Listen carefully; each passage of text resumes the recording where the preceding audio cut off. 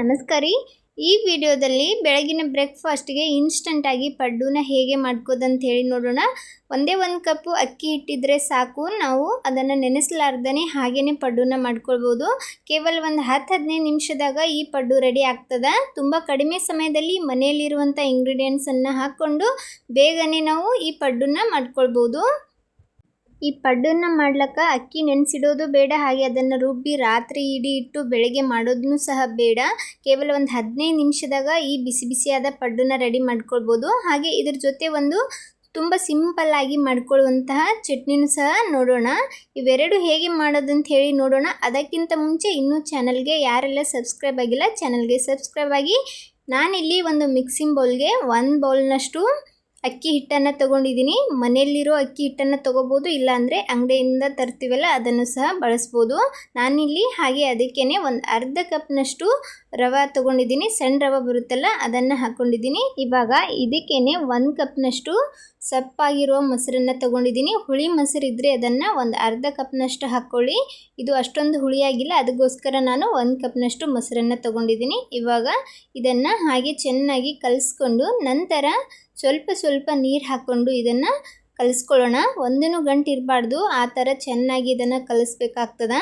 ನೀರನ್ನು ಒಮ್ಮೆಲೆ ಹಾಕ್ಲಿಕ್ಕೆ ಹೋಗಬೇಡಿ, ಸ್ವಲ್ಪ ನೀರನ್ನು ಹಾಕ್ಕೊಂಡು ಕಲಿಸ್ಕೊಳ್ಳಿ. ಒಮ್ಮೆಲೆ ನೀರು ಹಾಕ್ಕೊಂಡ್ರೆ ಪೂರ್ತಿ ತೆಳುವಾಗಿ ಬಿಡ್ತದೆ. ಅದಕ್ಕೋಸ್ಕರ ಇದು ಒಂದು ಕನ್ಸಿಸ್ಟೆನ್ಸಿ ಬರೋ ಹಾಗೆ ಇದನ್ನು ಕಲಿಸ್ಬೇಕಾಗ್ತದೆ. ಅದಕ್ಕೋಸ್ಕರ ಸ್ವಲ್ಪ ನೋಡಿ ನೀರು ಹಾಕ್ಕೊಳ್ಳಿ. ನೋಡ್ಬೋದು, ಈ ಥರ ಪಡ್ಡು ಬರೋ ಹಾಗೆ ಹಿಟ್ಟನ್ನು ಕಲಿಸ್ಬಿಟ್ಟು ಇದನ್ನು ಒಂದು 5-6 ನಿಮಿಷ ನೆನೆಲಿಕ್ಕೆ ಬಿಡೋಣ.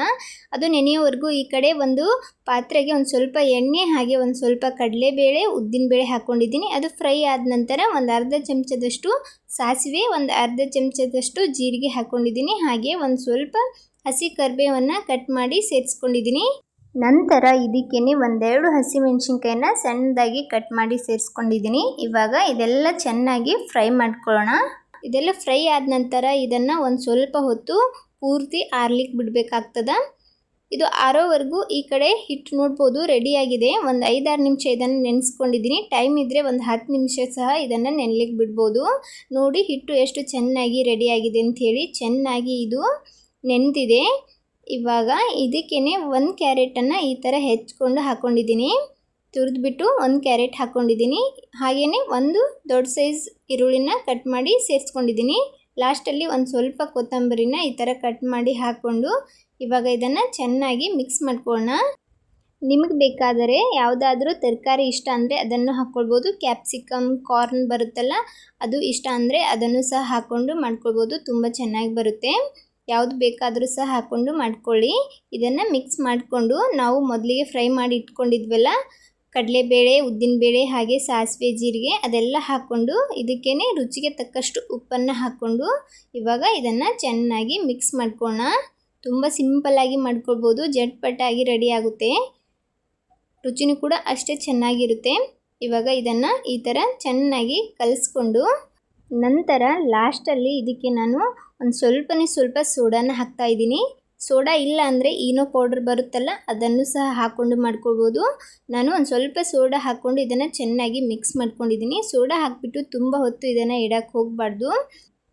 ಈ ಕಡೆ ಪಡ್ಡಿನ ಮಣಿನ ಕಾಯ್ಲಿಕ್ಕೆ ಇಟ್ಕೊಂಡಿದ್ದೀನಿ.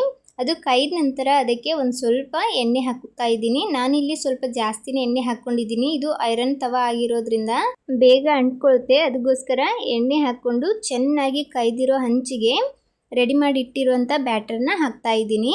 ಮೊದಲಿಗೆ ನಡುವೆ ಹಾಕೋಕೆ ಹೋಗಬೇಡಿ, ನಡುವೆ ಜಾಸ್ತಿ ಉರಿತಾಗೋದ್ರಿಂದ ಅದು ಹೊತ್ತು ಬಿಡೋ ಚಾನ್ಸ್ ಇರುತ್ತೆ. ಅದಕ್ಕೋಸ್ಕರ ಮೊದಲು ಸೈಡಿಗೆಲ್ಲ ಹಾಕ್ಕೊಳ್ಳಿ. ಸೈಡಿಗೆಲ್ಲ ಹಾಕಿದ ನಂತರ ಲಾಸ್ಟಲ್ಲಿ ನಡುವೆ ಹಾಕ್ಕೊಳ್ಳಿ. ಈ ಥರ ಹಾಕೋದ್ರಿಂದ ಎಲ್ಲ ಪಡ್ಡು ಒಂದೇ ಕಲರ್ ಬೇಯುತ್ತೆ. ಈ ಥರ ಎಲ್ಲ ಕಡೆ ಬ್ಯಾಟರ್ನ ಹಾಕ್ಕೊಂಡು ಇವಾಗ ಮುಚ್ಚಳ ಮುಚ್ಚಿಬಿಟ್ಟು ಇದನ್ನು ಒಂದು 2 ನಿಮಿಷ ಬೇಯಿಸ್ಕೊಳ್ಳೋಣ. ನಾನಿಲ್ಲಿ ಇದನ್ನು ಒಂದು 2-3 ನಿಮಿಷ ಬೇಯಿಸ್ಕೊಂಡಿದ್ದೀನಿ. ನೋಡ್ಬೋದು ಎಲ್ಲನೂ ಚೆನ್ನಾಗಿ ಬೇಯ್ದಿದೆ ಒಂದು ಸೈಡ್. ಇವಾಗ ಇದನ್ನು ನಿಧಾನವಾಗಿ ಎತ್ತಿ ಹಾಕ್ಕೊಳ್ಳೋಣ. ಎಲ್ಲ ಪಡ್ಡೂ ಈ ಥರ ಒಂದೊಂದಾಗಿ ಚೆನ್ನಾಗಿ ಬಿಡಿಸ್ಕೊಂಡು ಎತ್ತಿ ಹಾಕ್ಕೊಳ್ಳಿ. ನಾನ್ ಸ್ಟಿಕ್ ತವ ಆದರೆ ತಾನಾಗೆ ಏಳುತ್ತೆ. ಒಂದು ಸ್ವಲ್ಪ ಐರನ್ ತವ ಆದರೆ ತೆಗಿಲಿಕ್ಕೆ ಒಂದು ಸ್ವಲ್ಪ ಟೈಮ್ ಹಿಡಿಯುತ್ತೆ. ನಿಧಾನವಾಗಿ ಎಲ್ಲನೂ ಈ ಥರ ಉಲ್ಟಾ ಮಾಡಿ ಹಾಕ್ಕೊಂಡು ಎರಡು ಸೈಡಲ್ಲಿ ಚೆನ್ನಾಗಿ ಬೇಯಿಸ್ಕೋಬೇಕಾಗುತ್ತೆ. ಕಲರ್ ನೋಡ್ಬೋದು ಎಷ್ಟು ಚೆನ್ನಾಗಿ ಬಂದಿದೆ ಅಂಥೇಳಿ. ತುಂಬ ಚೆನ್ನಾಗಿ ರೆಡಿ ಆಗುತ್ತೆ ಈ ಪಡ್ಡು. ಕೇವಲ ಒಂದು 10-15 ನಿಮಿಷದಾಗ ಈ ಥರ ಬಿಸಿ ಬಿಸಿ ಪಡ್ಡನ್ನು ಮಾಡ್ಕೊಳ್ಬೋದು. ಮಕ್ಕಳು ಟಿಫನ್ಗೂ ಆಗುತ್ತೆ, ಹಾಗೆ ಅವ್ರ ಲಂಚ್ ಬಾಕ್ಸ್ಗೂ ಸಹ ಕೊಡ್ಬೋದು. ಇವಾಗ ನೋಡ್ಬೋದು ಎರಡು ಸೈಡ ನಾನು ಚೆನ್ನಾಗಿ ಬೇಯಿಸ್ಕೊಂಡಿದ್ದೀನಿ.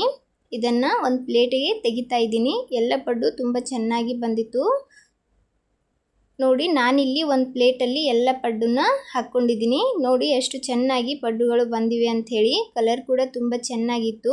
ಇವಾಗ ಪಡ್ಡು ರೆಡಿಯಾಗಿದೆ. ಇದಕ್ಕೇ ಒಂದು ಇನ್ಸ್ಟಂಟ್ ಚಟ್ನಿನ ಮಾಡ್ಕೊಳ್ಳೋಣ.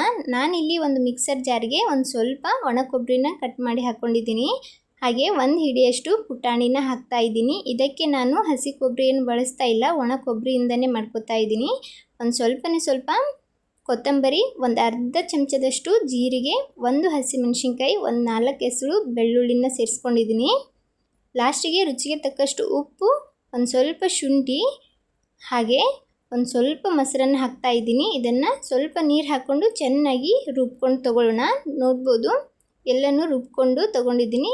ಒಂದು ಬೌಲ್ಗೆ ಇದನ್ನು ಸರ್ವ್ ಮಾಡ್ತಾ ಇದ್ದೀನಿ. ಇದನ್ನು ಹಾಗೇ ತಿನ್ಬೋದು, ಇಲ್ಲ ಅಂದರೆ ಸಿಂಪಲ್ಲಾಗಿ ಒಂದು ತಡ್ಕ ಕೊಟ್ಟು ಸಹ ಇದನ್ನು ತಿನ್ಬೋದು. ತುಂಬ ಚೆನ್ನಾಗಿರುತ್ತೆ. ಮೊಸರು ಹಾಕಿರೋದ್ರಿಂದ ರುಚಿ ಕೂಡ ತುಂಬ ಚೆನ್ನಾಗಿ ಬರುತ್ತೆ.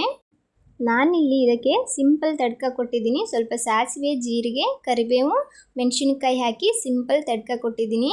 ನೋಡ್ಬೋದು ಬಿಸಿ ಬಿಸಿಯಾದ ಪಡ್ಡು ಜೊತೆ ಒಂದು ಸಿಂಪಲ್ ಆದ ಚಟ್ನಿನ ಸರ್ವ್ ಮಾಡಿದ್ದೀನಿ. ತುಂಬ ಚೆನ್ನಾಗಿರುತ್ತೆ. ಬೇಗನೆ ಇದನ್ನು ಮಾಡ್ಕೊಳ್ಬೋದು. ಜಟ್ಪಟಾಗಿ ಒಂದು 10-15 ನಿಮಿಷದಲ್ಲಿ ಇದು ರೆಡಿ ಆಗುತ್ತೆ. ನೋಡಿದ್ರಲ್ಲ ಫ್ರೆಂಡ್ಸ್, ಕಡಿಮೆ ಸಮಯದಲ್ಲಿ ಬೆಳಗಿನ ಟಿಫನ್ಗೆ ಪಡ್ಡು ಮತ್ತು ಚಟ್ನಿನ ಹೇಗೆ ಮಾಡ್ಕೋದಂತ ಹೇಳಿ. ಈ ರೆಸಿಪಿ ಇಷ್ಟ ಆದರೆ ಟ್ರೈ ಮಾಡಿ ಹೇಗಾಗಿತ್ತಂತ ಹೇಳಿ ಕಮೆಂಟ್ ಮಾಡಿ.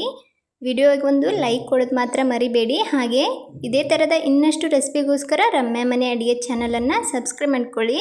ಇನ್ನೂ ಚಾನಲ್ಗೆ ಸಬ್ಸ್ಕ್ರೈಬ್ ಆಗದೆ ಯಾರೆಲ್ಲ ವಿಡಿಯೋ ನೋಡ್ತಾ ಇದ್ದೀರಾ, ದಯವಿಟ್ಟು ಚಾನಲ್ಗೆ ಸಬ್ಸ್ಕ್ರೈಬ್ ಆಗಿ ವಿಡಿಯೋನ ನೋಡಿ. ನನ್ನ ವಿಡಿಯೋನ ಯಾರೆಲ್ಲ ನೋಡ್ತಾ ಇದ್ದೀರಾ ಎಲ್ಲರಿಗೂ ಧನ್ಯವಾದಗಳು.